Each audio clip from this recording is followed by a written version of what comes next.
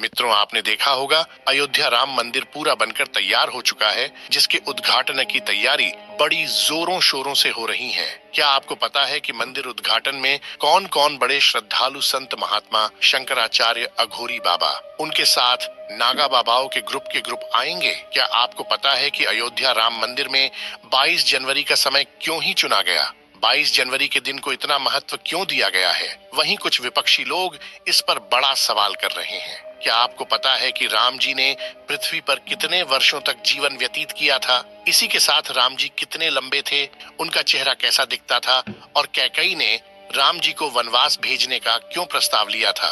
राजा दशरथ जी की 3 रानियां थीं। दोस्तों, राम जी की माता का नाम कौशल्या था।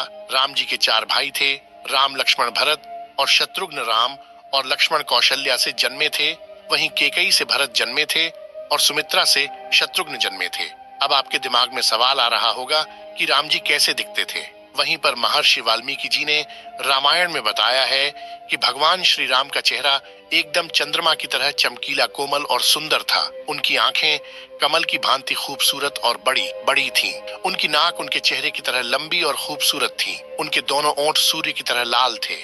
राम जी लंबाई 9 फीट 7 इंच थी और बताया जा रहा है कि भगवान श्री राम जी त्रेता युग में 11,000 वर्षों तक जीवित रहे थे। अब आगे चलते हैं, आखिर क्या हुआ जब अचानक से धरती फाड़कर बाहर निकले रावण के भाई विभीषण। जी हाँ दोस्तों, ये घटना अयोध्या नगरी की है, जो हाल फिलहाल ही हुई है। पिछले कुछ दिनों से हम सभी यह सुनते आ रहे हैं कि जब से राम मंदिर उद्घाटन का कार्य जितना समीप आ रहा है, वैसे वैसे ही एक बड़ी से एक घटनाएं भी सामने आ रही हैं, जिसमें सर्वप्रथम गिद्धों की झुंड की घटना सामने आई थी। उसके बाद वानरों के झुंड की, और उसके बाद भालू के झुंड की घटना हमारे सामने आई थी। लेकिन अब जो घटना सामने आई है वह बहुत ही अविश्वसनीय है, क्योंकि 8 चिरंजीवियों में से एक चिरंजीवी रावण के सगे भाई विभीषण जी अयोध्या में प्रकट हो चुके हैं। इसके बाद लोगों के मन में शंकाएं पैदा हो रही हैं कि यह क्या हो रहा है और आखिर यह कैसे हुआ। ये विचार सभी के मन में आ रहे हैं। तो आपको बता दें कि विभीषण जी को प्रभु श्री राम ने ही समय के अंत तक जीवित रहने का वरदान दिया था। दोस्तों, रावण के भाई विभीषण बहुत बड़े राम भक्त थे। जिस प्रकार से हनुमान जी, जामवंत जी, सुग्रीव और अन्य बहुत से लोग जो राम जी के बहुत बड़े भक्त थे, उनमें से एक हैं विभीषण जी, जिन्होंने प्रभु श्री राम की मदद की थी रावण की मृत्यु करने में, क्योंकि एकमात्र विभीषण जी ही यह जानते थे कि रावण की नाभि में अमृत है, और वही एकमात्र सबूत थे जिन्हें यह पता था कि वह अमृत सिर्फ और सिर्फ रावण की नाभि में है, और रावण सिर्फ वही वार करने से मरेगा। अगर विभीषण जी उस वक्त श्री राम का साथ नहीं देते तो हो सकता था आज रामायण का इतिहास कुछ और होता। दोस्तों, महर्षि विश्रवा को असुर कन्या कैकसी के संयोग से 3 पुत्र हुए, जो कि रावण, कुंभकर्ण और विभीषण थे। विभीषण विश्रवा के सबसे छोटे पुत्र थे। विभीषण बचपन से ही धर्मपरायण और भगवान का भक्त था। विभीषण की पत्नी का नाम सरमा और उसकी बेटी का नाम त्रिजटा था। एक बार तीनों भाइयों ने बहुत दिनों तक कठोर तपस्या करके ब्रह्मा जी को प्रसन्न कर लिया। ब्रह्मा ने प्रकट होकर तीनों से वर मांगने के लिए कहा। रावण ने अपने महत्वाकांक्षी स्वभाव के अनुसार ब्रह्मा जी से त्रैलोक्य विजयी होने का वरदान मांगा। कुंभ से निंद्रा स्थान मांग लिया, इसलिए वह वर्ष में बस एक दिन के लिए ही जागता था। अंत में विभीषण ने उनसे भगवत भक्ति की याचना की। तपस्या से लौटने के बाद रावण ने अपने सौतेले भाई कुबेर से सोने की लंकापुरी को छीनकर उसे अपनी राजधानी बनाया, और ब्रह्मा के वरदान के प्रभाव से त्रैलोक्य विजयी बना।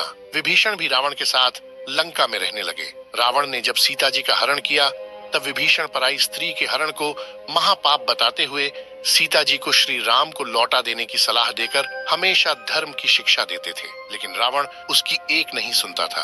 अंत में रावण ने उसे लंका से निकाल दिया। दोस्तों, जब हनुमान जी सीता की खोज करते हुए लंका में आए, उन्होंने श्री राम नाम से अंकित विभीषण का घर देखा। घर के चारों ओर तुलसी के वृक्ष लगे हुए थे। सूर्योदय के पूर्व का समय था।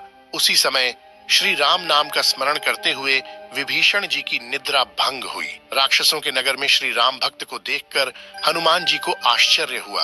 2 राम भक्तों का परस्पर मिलन हुआ। हनुमान जी ने उनसे पता पूछकर अशोक वाटिका में माता सीता का दर्शन किया। जब हनुमान जी लंका का दहन कर रहे थे, तब उन्होंने अशोक वाटिका को इसलिए नहीं जलाया क्योंकि वहां सीता जी को रखा गया था। दूसरी ओर उन्होंने विभीषण का भवन इसलिए नहीं जलाया क्योंकि विभीषण के भवन के द्वार पर तुलसी का पौधा लगा था। भगवान विष्णु का पावन चिन्ह शंख, चक्र और गदा भी बना हुआ था। सबसे सुखद तो यह कि उनके घर के ऊपर राम नाम अंकित था। यह देखकर हनुमान जी ने उनके भवन और मंदिर को नहीं जलाया। रावण के निकाले जाने के बाद विभीषण के पास और कोई चारा नहीं था। वे प्रभु श्री राम की शरण में चले गए। वे चाहते थे कि निर्दोष लंकावासी न मारे जाएं और लंका में न्याय का राज्य स्थापित हो।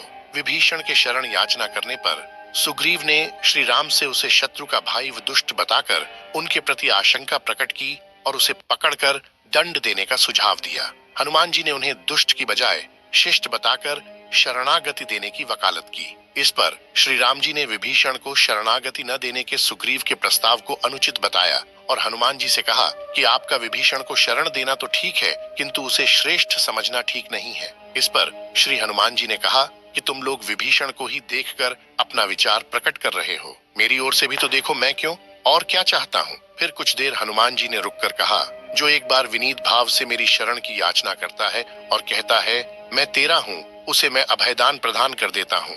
यह मेरा व्रत है, इसलिए विभीषण को अवश्य शरण दी जानी चाहिए। दोस्तों, विभीषण का एक गुप्तचर था जिसका नाम अनल था। उसने पक्षी का रूप धारण कर लंका जाकर रावण की रक्षा व्यवस्था तथा सैन्य शक्ति का पता लगाया और इसकी सूचना भगवान श्री राम को दी थी। विभीषण ने ही राम को कुंभकर्ण, मेघनाद और रावण की मृत्यु का रहस्य बताया था। भगवान श्री राम ने विभीषण को लंका का नरेश बनाया और अजर अमर होने का वरदान दिया। विभीषण जी सप्त चिरंजीवियों में एक हैं और अभी तक विद्यमान हैं। विभीषण को भी हनुमान जी की तरह चिरंजीवी होने का वरदान मिला है। वे भी आज सशरीर जीवित हैं। इंद्रादि देवताओं के बाद धरती पर सर्वप्रथम विभीषण ने ही हनुमान जी की शरण लेकर उनकी स्तुति की थी। विभीषण ने हनुमान जी की स्तुति में एक बहुत ही अद्भुत और अचूक स्तोत्र की रचना की है। विभीषण द्वारा रचित इस स्तोत्र को हनुमान वर्णवाल स्तोत्र कहते हैं। हनुमान जी ने सबसे पहले सुग्रीव को बाली से बचाया और सुग्रीव को श्री राम से मिलाया। फिर उन्होंने विभीषण को रावण से बचाया और उनको राम से मिलाया।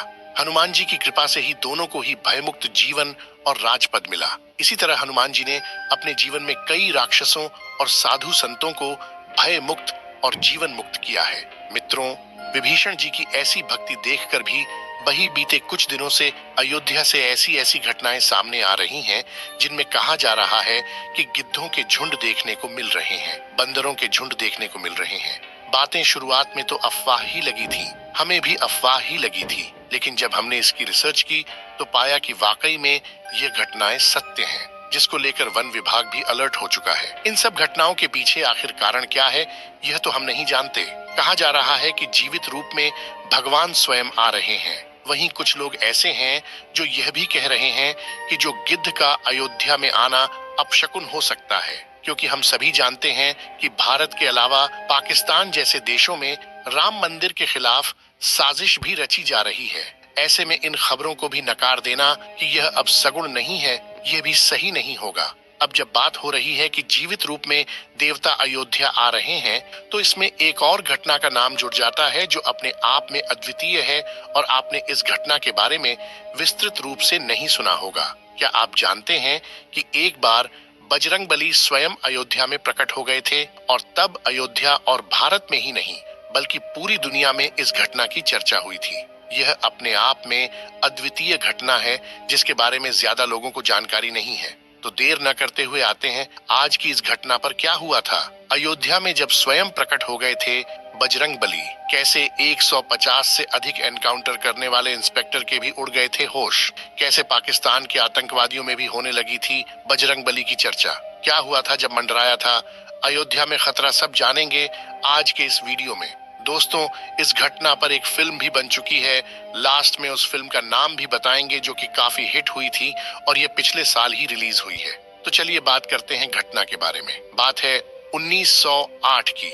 हर रोज की तरह हनुमानगढ़ी के सामने काफी भीड़ दिखाई दे रही थी। लोग आ रहे थे, भगवान हनुमान के दर्शन कर रहे थे और जा रहे थे। लेकिन तभी हनुमानगढ़ी वाली गली में एक जीप पुलिस को खा टेढ़ी हुई मिलती है। पुलिस को शुरुआत में तो यह लगता है कि शायद कोई व्यक्ति दर्शन करने आया होगा और इसीलिए वह जीप खड़ी करके अंदर चला गया है, तो शायद वह वापस आएगा। लेकिन 1 घंटा गुजरता है, 2 घंटे गुजरते हैं, लेकिन फिर भी उस जीव को लेने कोई नहीं आता है। 2 घंटे बाद पुलिस उस जीप को लेकर थाने चली जाती है और फिर उस जीप की तलाशी की जाती है। उस जीप में एक मोटर प्राप्त होता है। ये वह मोटर था जिससे पानी निकलता है। आमतौर पर इसे टुल्लू भी कहा जाता है। उस मोटर को खोला जाता है तो मोटर के अंदर कुछ बुरादे जैसा पाउडर जैसा मिलता है।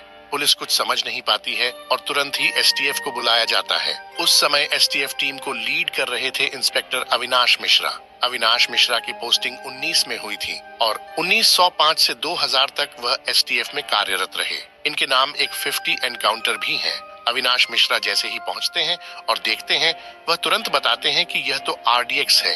एसटीएफ टीम को यह समझते देर नहीं लगती है कि आरडीएक्स अब पूरी अयोध्या में फैल चुका है। तुरंत ही पूरी अयोध्या को अलर्ट किया जाता है और पूरी अयोध्या में 1 घंटे के अंदर ही 8 जगहों पर आरडीएक्स जब्त किया जाता है। यह अपने आप में काफी हैरान करने वाली घटना थी। यानी आतंकवादियों की यह साजिश थी कि पूरी अयोध्या को एक बार में ही नष्ट कर दिया जाए। क्योंकि यह जीप हनुमानगढ़ी के पास पाई गई थी तो पूरी उम्मीद थी कि हनुमानगढ़ी में भी कहीं न कहीं आरडीएक्स रखा गया हो। एसटीएफ टीम तुरंत ही हनुमानगढ़ी की तलाशी करना शुरू करती है, लेकिन बहुत हाथ पैर मारने के बाद भी टीम को कुछ नहीं मिलता है। इंस्पेक्टर अविनाश मिश्रा थक हार कर बैठ जाते हैं, लेकिन तभी एसटीएफ टीम का ही एक सदस्य काफी देर में मंदिर के अंदर से निकलता हुआ दिखाई देता है। लेकिन यह सदस्य कभी एसटीएफ टीम में रहा ही नहीं था। अविनाश मिश्रा जैसे ही उस शख्स को आवाज देते हैं, वह व्यक्ति भागने लगता है। यह व्यक्ति पूरी तरह एसटीएफ दस्ते के ही यूनिफॉर्म में था। तुरंत ही टीम उसे दड़ाकर पकड़ती है और यह समझते देर नहीं लगती कि यह कोई आतंकवादी ही है। जैसे ही उस आतंकवादी को पकड़ा जाता है, वह आतंकवादी हंसने लगता है और हंसते हंसते कहता है, अरे तुम कुछ नहीं कर सकते। मैंने अब हनुमानगढ़ी के अंदर टाइम बॉम्ब लगा दिया है। और घड़ी देखते हुए वह कहता है, अब तो सिर्फ 1 मिनट बचे हैं, जाओ जो करना है कर लो। तुरंत इंस्पेक्टर अविनाश मिश्रा हनुमानगढ़ी के अंदर की तरफ भागते हैं। एसटीएफ टीम ने हनुमानगढ़ी का कोना कोना छान मारा, लेकिन कुछ भी नहीं मिला। अब मुश्किल से 20 से 30 सेकंड का वक्त बचा होगा। तब टीम को लीड कर रहे इंस्पेक्टर अविनाश मिश्रा की नजर एक बंदर पर पड़ती है। वह बंदर वाटर कूलर पर बैठा हुआ तारों को काट रहा था। इंस्पेक्टर अविनाश मिश्रा को शक हुआ कि इस वाटर कूलर में कुछ हो सकता है और वह चाहते थे कि यह बंदर इन तारों को छोड़े तो जाकर वह वहां पर चेक करें। उन्होंने आनन फानन में पास में खड़े हुए व्यक्ति का प्रसाद बंदर की तरफ फेंका, लेकिन बंदर ने प्रसाद नहीं लिया और बंदर वहां से भाग जाता है। तुरंत इंस्पेक्टर अविनाश मिश्रा साथ में खड़े बम निरोधक दस्ते को वाटर कूलर के पास जाने के लिए कहते हैं और जैसे ही वह शख्स वाटर कूलर के पास पहुंचता है, वह जोर से चीखता है और इस चीख से वहां पर खड़े सभी व्यक्तियों का ध्यान उस वाटर कूलर पर चला जाता है। वह शख्स जोर से चिल्लाकर कहता है, अरे यह तो टाइम बॉम्ब है। और इसके साथ ही वह एक बात और कहता है। वह कहता है, अरे सर, ये तो 3 सेकंड पर रुक चुका है। अविनाश मिश्रा को यह समझते देर नहीं लगती कि वह बंदर जिन तारों को काट रहा था, वह तार इस टाइम बॉम्ब के ही थे। अविनाश मिश्रा तुरंत उस बंदर को ढूंढने के लिए दौड़ने लगते हैं और तभी ढूंढते हुए अविनाश मिश्रा की नजर हनुमानगढ़ी के शिखर पर जाती है, जहां पर एक बंदर मंदिर पर लगे कलश को सहला रहा था। पूरी टीम यह समझ जाती है कि छोटे वानर के रूप में स्वयं साक्षात बजरंग बली ही हनुमानगढ़ी को बचाने के लिए आए हैं। सभी टीम के सदस्य भगवान हनुमान के आगे दंडवत प्रणाम करते हैं। इंस्पेक्टर अविनाश मिश्रा सहित सभी टीम के सदस्यों के आंखों से आंसू बह रहे थे, हाथ जोड़े हुए थे और अपने आप को वह भाग्यशाली समझ रहे थे कि आज उन्हें साक्षात हनुमान जी के दर्शन प्राप्त हुए हैं। और थोड़ी ही देर में वह छोटा वानर आंखों की दृष्टि से ओझल हो जाता है। अविनाश मिश्रा स्वयं बताते हैं कि हमने जो भी उस दिन देखा वह एक सपने जैसा था। हम सोच भी नहीं सकते थे कि बजरंग बली ऐसे अपने भक्तों को बचाने आएंगे। अविनाश मिश्रा बताते हैं कि यह उनके जीवन की सबसे अद्भुत घटना थी। यानी बजरंग बली ने स्वयं आकर के न सिर्फ अयोध्या को बचाया, बल्कि अपने सैकड़ों भक्तों की जान बचाई। यह वाकई में अद्भुत घटना थी, अविश्वसनीय थी, अकल्पनीय थी। इस घटना को इंस्पेक्टर अविनाश मिश्रा पर बनी फिल्म इंस्पेक्टर अविनाश में भी दिखाया गया है, जो पिछले साल 2023 में मई में रिलीज भी हुई थी। इस वीडियो में जो आपने इस घटना के सीन देखे, वह भी इसी मूवी के ही हैं। तो दोस्तों, आज हमें यह लगा कि यह घटना आप तक अवश्य पहुंचानी चाहिए, तो हमने पहुंचाया। अब आपकी बारी है कि इस घटना को और भी लोगों के साथ शेयर करें। इसको लेकर के इंटरनेट पर तमाम आर्टिकल्स आपको मिल जाएंगे, तमाम वीडियोज मिल जाएंगे और तो और वह फिल्म भी मिल जाएगी जिसमें इस घटना को दिखाया गया है। इसी तरह की और भी घटनाएं आप जानना चाहते हैं तो हमें सब्सक्राइब कर लें और अपनी राय कमेंट में देना मत भूलें। मिलते हैं आपसे अगले वीडियो में, तब तक के लिए जय हिंद, जय भारत, वंदे मातरम, जय बजरंग बली।